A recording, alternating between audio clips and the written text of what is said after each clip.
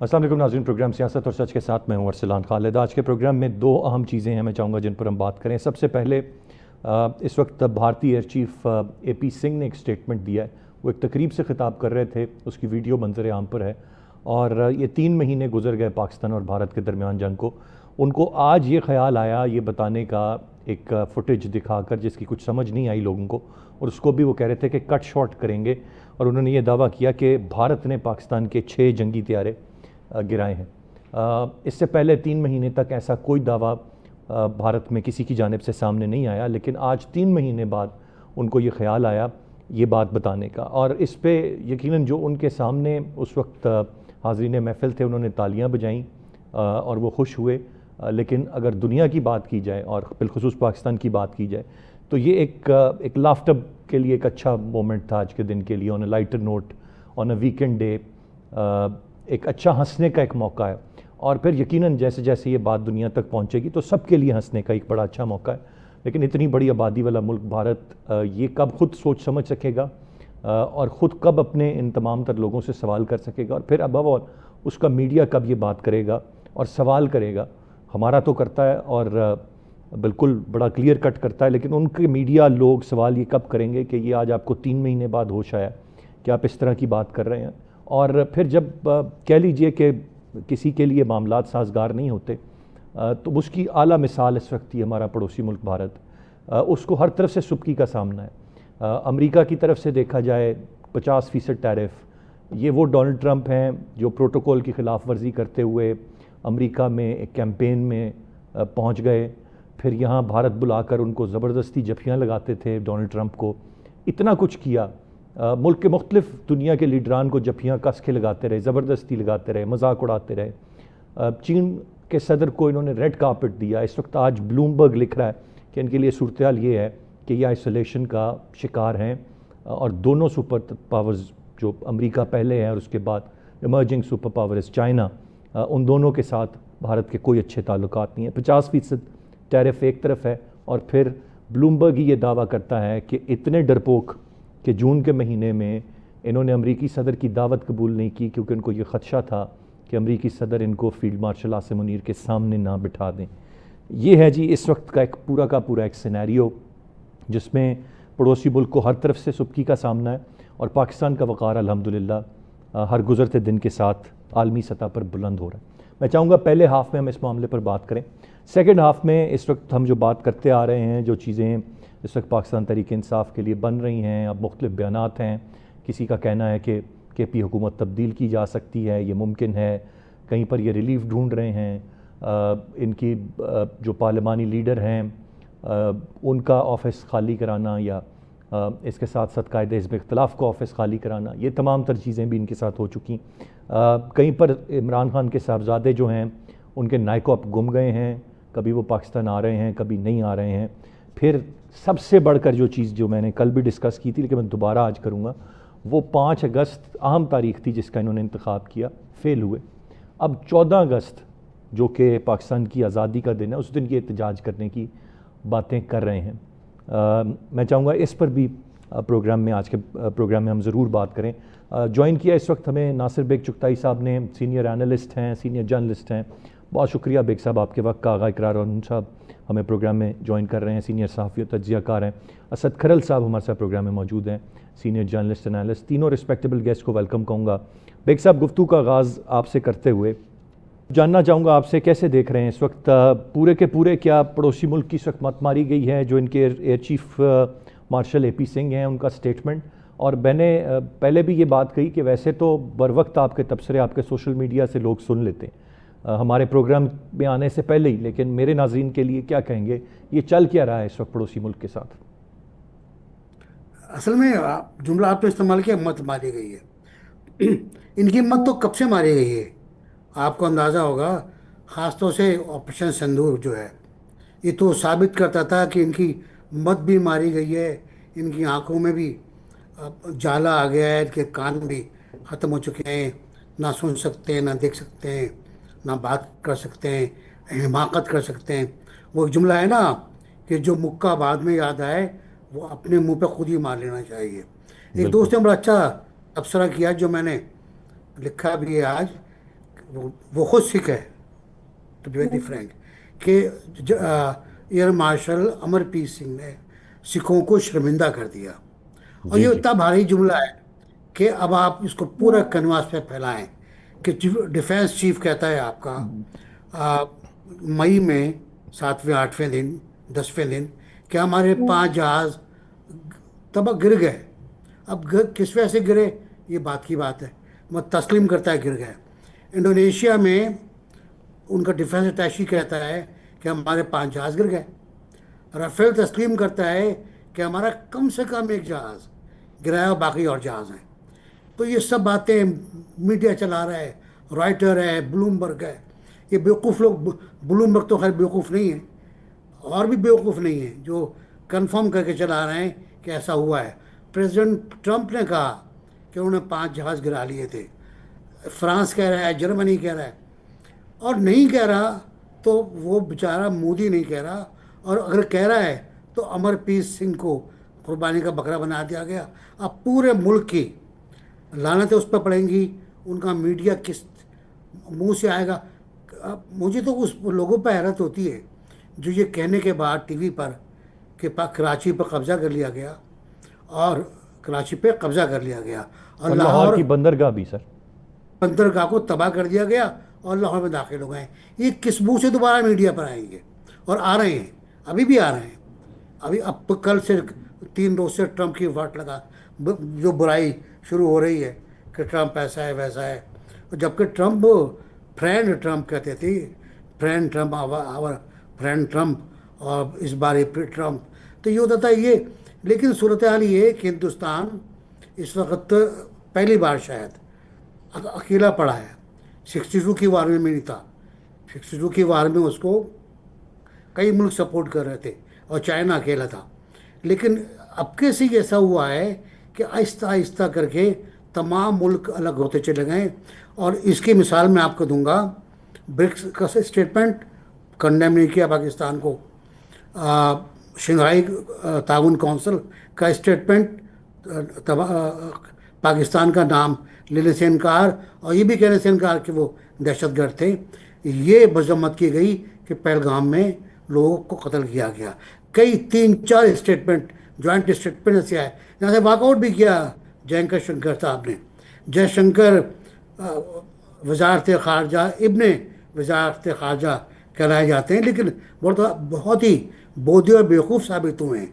उनकी पूरी खारजा पॉलिसी इस तरह की है कि जो इंडिया को डिफेंड नहीं कर पाएगी।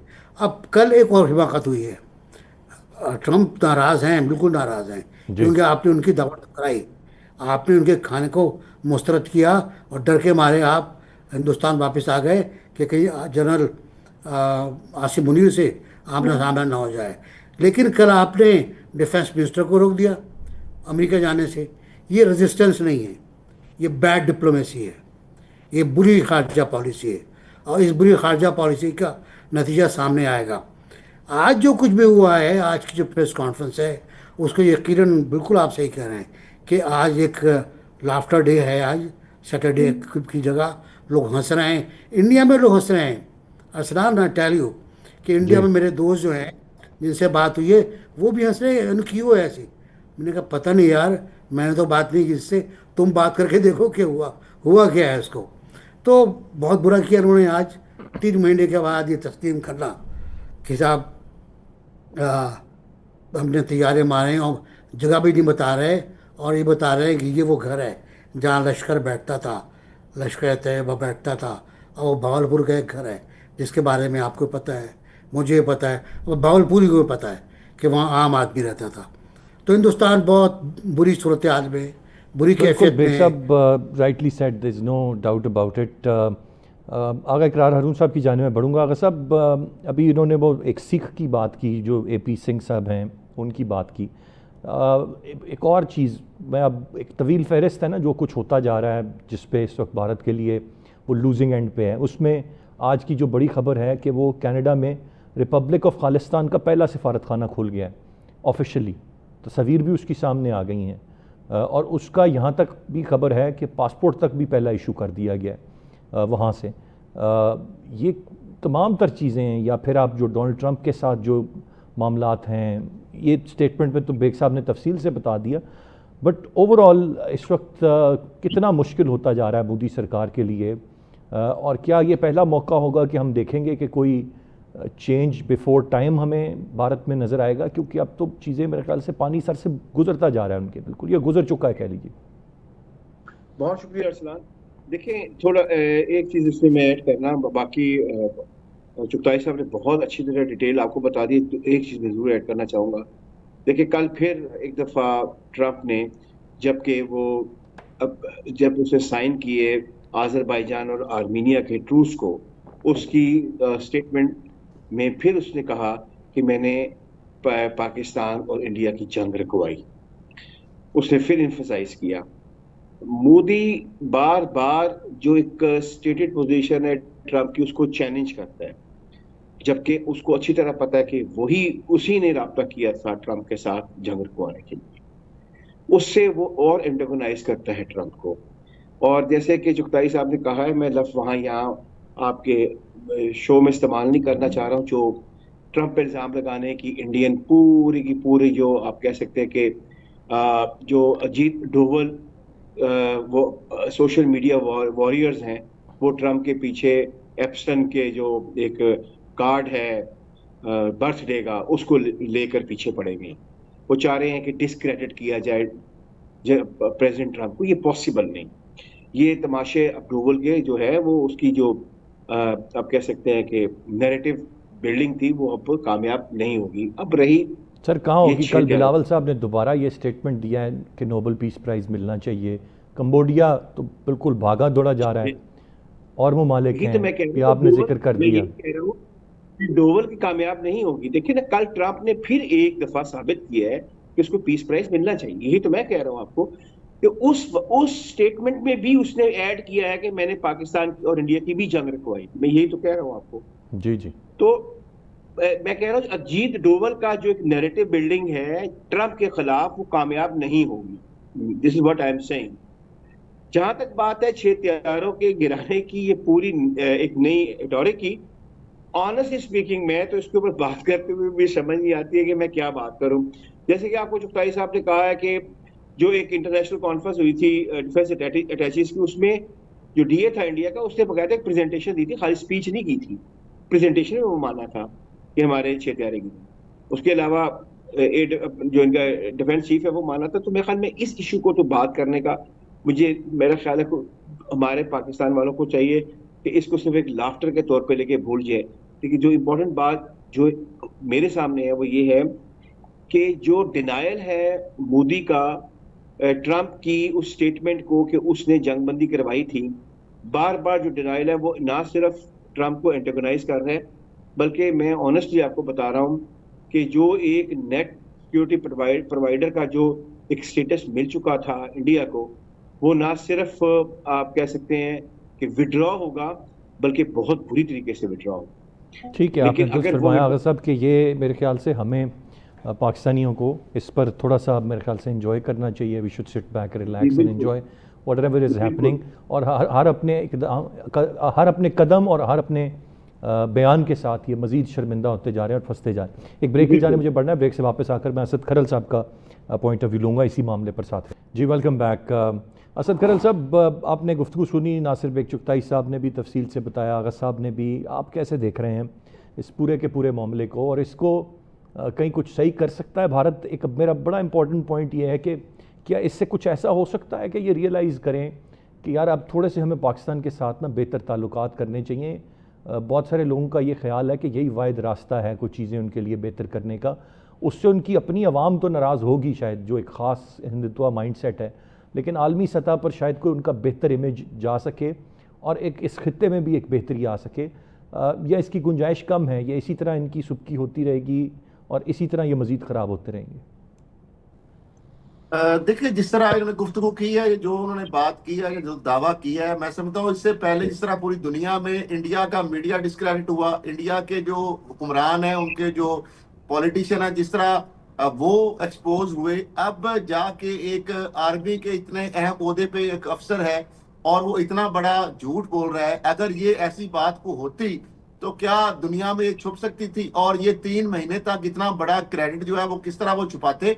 तो मामला ये है कि सिवाय एक लतीफे के और इंतहाई एक अहमकाना और इंतहाई गैर जिम्मेदाराना जो एक दावा है, उसके अलावा इसकी कोई हकीकत नहीं। जहां तक मामला है मोदी का या उनके जो पैरोकार है, जिस तरीके से मैं समझता हूँ कि भारत का जो उन्होंने चेहरा पूरी दुनिया में मसक किया है, जो सेकुलर स्टेट का जो उसका इमेज था उसको जिस तरह खराब किया, जिस तरह उसने जो अकलीतों के खिलाफ वहां पे जो बिहेवियर है वो उसने जो इख्तियार किया, और अमेरिका जो सबसे ज्यादा इस खित्ते के अंदर भारत को उसने अपना बगल बच्चा बनाया हुआ था, भारत पर उसकी नवाज़शात की बारिशें हो रही थी, भारत बहुत सारा बेनिफिशियरी था। लेकिन मोदी जो है वो अपनी हठधर्मी से, अपनी जिद से, अना से और अपनी ईगो से वो जो डिप्लोमेटिक नॉर्म्स है सारे उनको भूल चुका है। और वो जो चीजें हैं जिस तरीके से वो इरिटेट करता है, जिस तरीके से वो अमेरिका को जिस तरह उसने नाराज किया। अब देखिए एक मोदी के इस इकदाम या इस हरकत की वजह से भारत के ऊपर जो टैरिफ में इजाफा हुआ है, आप देखिए उससे तकरीबन 800 अरब से ज्यादा, बल्कि 80 बिलियन डॉलर जो है उसका शायद उससे भी ज्यादा उसको नुकसान होगा। फिर वो एक आइसोलेशन का शिकार हो रहा है, क्योंकि जब अमेरिका के साथ उसके तल्लुकात अच्छे नहीं होंगे तो यकीनी तौर पर बरतानिया, कनाडा, ऑस्ट्रेलिया और दीगर ममालिक जो है वो भी भारत के साथ उस तरीके से उनके रवाबत अच्छे कायम पॉसिबल नहीं रह सकते। अब मामला यह है कि जिस तरीके से अभी बात हुई कि खालिस्तान के हवाले से, अब देखिए कनाडा के अंदर जो है ये साबित हो चुका है कि भारत की जो खुफिया एजेंसी रा है उसने जो खालिस्तान के कैनेडियन शहरियों को जो कत्लेआम किया, अमेरिका, कनाडा और उस तरह जो 5 इंटेलिजेंस एजेंसीज हैं वो इस चीज को बाकायदा और उनके जो प्राइम मिनिस्टर और जिम्मेदारान है वो बता चुके हैं। अब ये दहशतगर्दी जो है दुनिया भर में इसकी फैली हुई है। तो अब मामला ये है कि मोदी जो है वो पूरी तरह भारत जो है एक आइसोलेशन का शिकार हुआ है। भारत ये जिस तरीके से इसने एक इमेज बनाने की कोशिश की, फॉल्स फ्लैग ऑपरेशन किया और वो दहशतगर्द बनाकर पेश करना चाहता था, उसका नतीजा ये निकला कि पाकिस्तान के हवाले से पूरी दुनिया पाकिस्तान के साथ हुई और इसका जो चेहरा पूरी तरह दुनिया के सामने बेनकाब हुआ।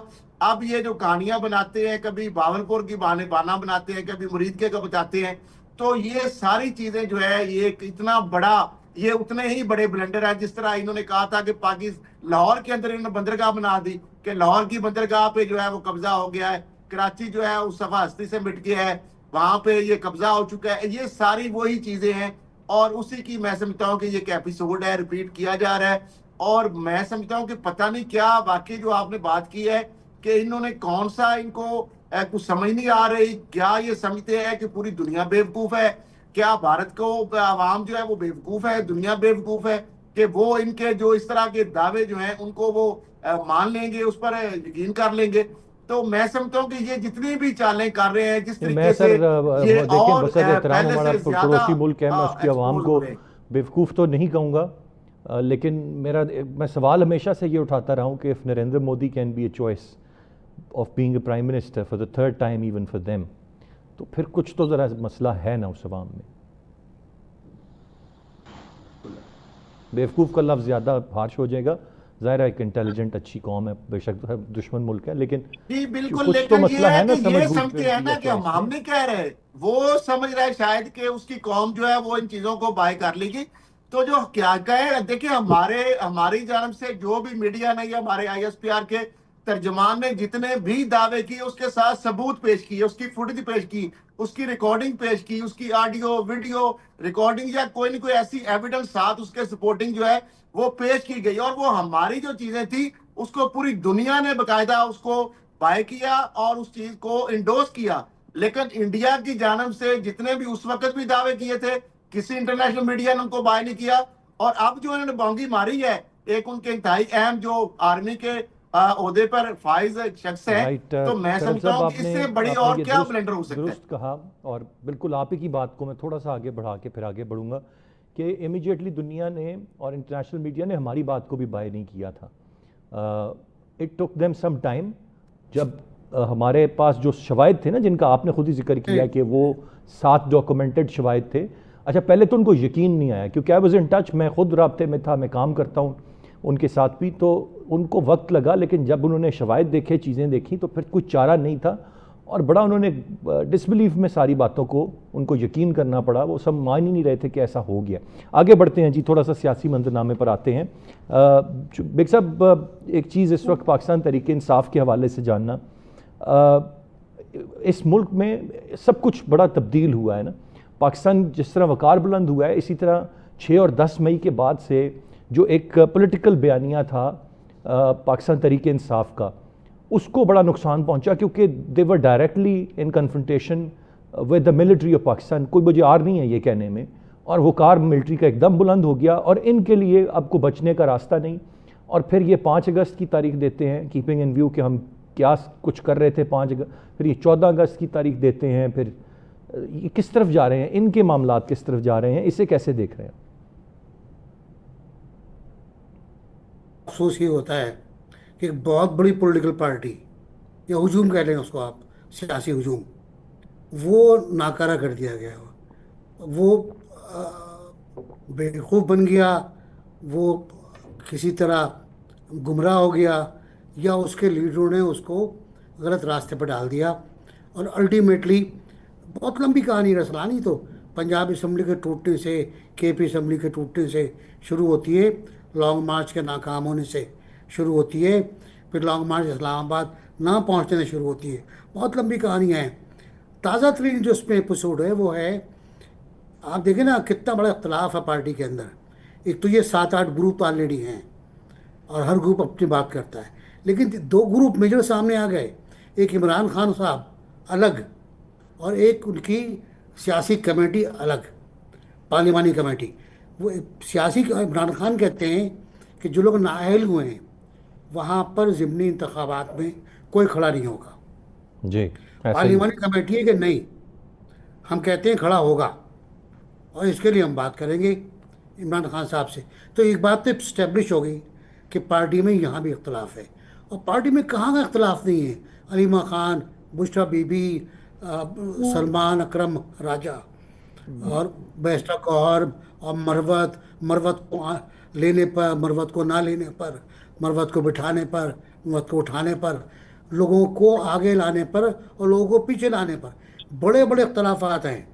अडियाला जेल कौन जाएगा कौन नहीं जाएगा, इस पर इख्तलाफात हैं। अडियाला से जो मिलकर आते हैं 4 लोग हैं, चारों मुख्तलिफ बातें करेंगे बाहर आकर।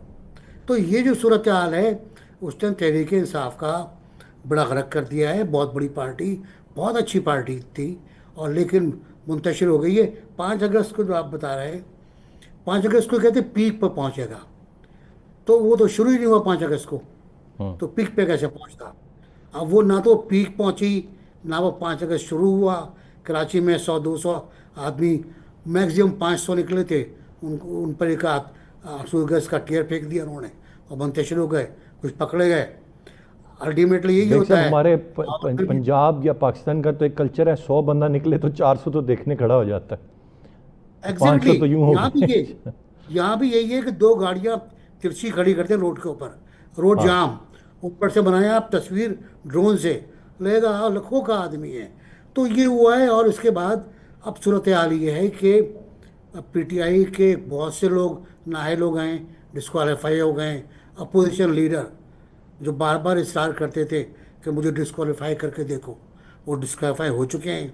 शिबली फराज, जो फराज साहब को शर्मिंदा होते होंगे गालिबन, वो डिस्क्वालीफाई हो गए।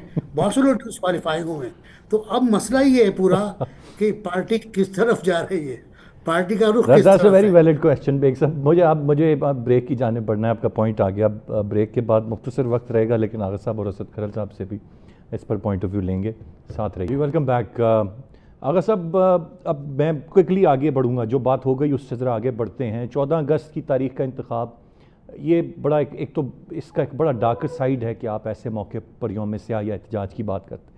बाकी एक बुज़ुर्ग सियासतदान ने मुझे बताया था कि 60-70s में तरीक़ाकार ये होता था कि 10 मिनट के लिए जीटी रोड पे 2 बसें रोको, ट्रैफिक की लंबी लाइनें लग जाती थी। 100 एक स्टूडेंट होता था, उसने मुख्तलिफ पब्लिक ट्रांसपोर्ट की छतों पे चढ़ के उस पार्टी का परचम उठाना होता था और एक फ़ोटोग्राफ़र तस्वीर लेता था और अखबार में वो एक मिलियन मार्च बन जाता था। अब तो पाकिस्तान पूरे ने निकलना है 14 अगस्त, 10 मई के बाद 4-6 झंडे बीच में पीटीआई के उठाएंगे और कहेंगे कि अब पूरे पाकिस्तान निकल आया सड़कों पर खान साहब के लिए? बिल्कुल ऐसे ही होगा। देखिए ये बड़ा आसान तरीका है और आपने खुद ही बता दिया, चुगताई साहब ने बता दिया कि आप ट्रैफिक 2 गाड़ियां आप खड़ी करवा, सड़क के ऊपर बंद करवा दें तो पीछे 15 मिनट में किसी भी रोड के ऊपर। तो ये, और जैसे कि आपने बताया कि 500 झंडे ही बांटना है ना मोटरसाइकिलिस्ट को, लेकिन फिर थोड़ा सा डिफरेंस है। मैं टाइम ज्यादा नहीं लूंगा क्योंकि खलील साहब ने बात करनी है। मैं सिर्फ ये कहूंगा कि ये एक पॉलिटिकल पार्टी थी नहीं, ये एक कल्ट था और कल्ट पे सिर्फ लीडर की चलती है। और फिर मैं इतना ही कहूंगा कि आखिरी शब के हम सफर फैज न जाने क्या, जो जब फैज गया इनकी तमाम फैजान सब चले गए। जिसने बनाया था वह, उसके साथ ही पार्टी, अब पूरी पार्टी को मैं एक मेटाफोरिकल वर्ड में कहता हूँ, सारी पार्टी ही जेल में। ये जो बाहर फिर रहे हैं ये लाशें हैं, ये पार्टी नहीं है। पार्टी थी कभी, कल्ट था, कल्ट का लीडर अंदर गया, फैज के साथ गया, जिसने बनाया था दोनों अंदर है। सो आपको सड़क पे बंदा कोई नजर नहीं आता है। 24 अरब रुपए था एक मुतात अंदाजे के मुताबिक एक आदमी के पास जो जेल में है, जो कि बांटा करता था सड़कों पे लोगों को लेकर आके 10-10, 15-15 लाख रुपए तो वो डीजे को दे दिया करता था। छोड़े इस बात को, मैं टाइम नहीं लूंगा आपका ज्यादा। तो डीजे जरूरी नहीं था सर माहौल बनाने के? तो जो पैसे देता था वो अंदर है ना। तो अब वो ज़ाहिर है पैसे नहीं है, वो पैसे की रेल पे उसका माहौल अच्छा नहीं है। लेकिन सर ये कौन है, मुझे एक जुमले में बस बताएं, मैं फिर आगे बढ़ता हूँ। अब ये कौन है जो ब्रसल्स में भी एहतजाज के लिए, यूएस में भी एहतजाज के लिए पैसे, मतलब लोग तो हैं ना पैसा निछावर करने वाले, ऐसा तो नहीं है। वो पाकिस्तान भी भेज सकते हैं पैसे, वो जहाज़ उड़ाते हैं, उसके पीछे एक बैनर उड़ा रहे होते हैं, फ़ोटो लेके वो सोशल मीडिया पर डाल, ये पैसों से ही होता है ना सर। पैसों वाले अब नहीं है, उतने पैसों वाले नहीं है जो जेल में है उनके मुकाबले में। ये पॉइंट है ना आपका? ठीक खरल साहब, ठीक है। वो मनी इंजेक्शन नहीं है अब जो हुआ करती थी जी, वो होगी वो नहीं। तो फिर बात आगे चलेगी। असद खरल साहब, सर आप कैसे देख रहे हैं इस सारे मामले को? मुझे ये बताएं कि 14, बाकी तो सर सारी बातें थोड़ा हमने कुछ लाइटर नोट पे भी बात बीच में डाली, बट 14 अगस्त पाकिस्तान की आज़ादी का दिन, ये वो दिन है जब हम अपने इख्तलाफात, कौन सी सियासी जमात कौन किससे, ये भुला के कौन सियासी है कौन गैर सियासी है, जोश और वलवले से पाकिस्तानी कौम निकलती आई है। कम से कम मैंने इसी तरह ही देखा है। और भरी होती हैं सड़कें और एक फेस्टिविटी होती है, एक जश्न होता है। उस दिन आप यौम सियाह मनाएंगे? इस तरह कोई कभी किसी ने माजी में किया? इस तरह का जो पाकिस्तान का जो एक हिस्टोरिक मोमेंट डे है, उसको भी अगर आप पॉलिटिकल अपने जाती मफाद के लिए मुतनाज़ा बनाएंगे या उसको इस तरीके से पोर्ट्रेट करना, मैं समझता हूँ ये बहुत बड़ा एक गलत फैसला है। और जहां तक मामला है इस के कामयाबी या नाकामी का, वो तो 5 अगस्त से भी ज्यादा ये फ्लॉप शो होगा।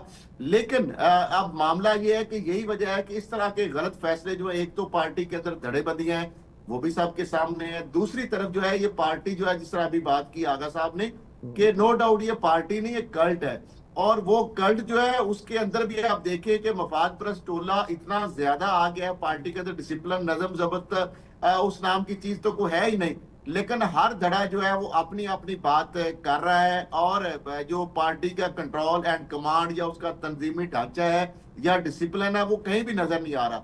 और यही वजह है कि एक ही वक्त के अंदर जो है मुख्तलिफ चीजें चल रही होती हैं। जो बानी पीटीआई से एक बंदा बात करता है, मुलाकात करके वो कोई और कहानी सुना रहा होता है, कमेटी का फैसला कोई और होता है, दूसरा मुलाकात करके आता है वो कोई और बयान जारी कर देता है। तो मामला ये है कि इतनी ज्यादा कंफ्यूजन है, और इसका नतीजा यही हुआ कि वो पार्टी जो कि इतनी पॉपुलर थी, आज इस तरह के फैसलों से, इस तरह के इकदामात से आज वो पार्टी की हालत ये है कि आपने देखा 5 अगस्त को मेरा ख्याल है 500 बंदा भी पंजाब से कहीं निकला अगर है तो आप मुझे बता दें।